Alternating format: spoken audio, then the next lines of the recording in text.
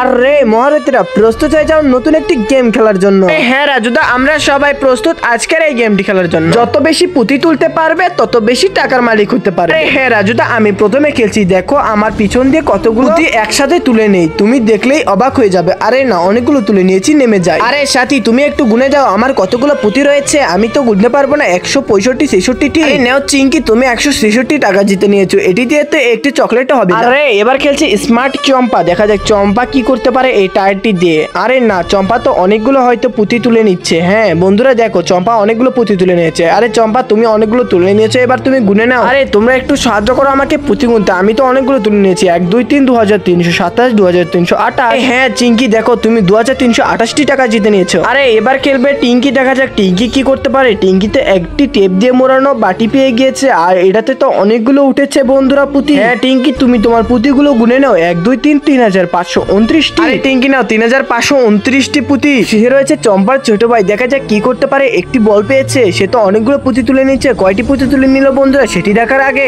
আল্লাহ তাআলার এই জান্নাতি কুদরতি পাথরটি দেখার পরে সে একটিবার এই ভিডিওটি শেয়ার করে দিবে। সে যদি মুসলিম হয়ে থাকে, বেঁচে থাকা অবস্থায় একবার হলো মক্কায় গিয়ে হজ করতে পারবে। আর আমাদের প্রিয় নবী হযরত মুহাম্মদ সাল্লাল্লাহু আলাইহি সাল্লামের আসল নামটি জেনে থাকলে কমেন্ট বক্সে জানাবেন।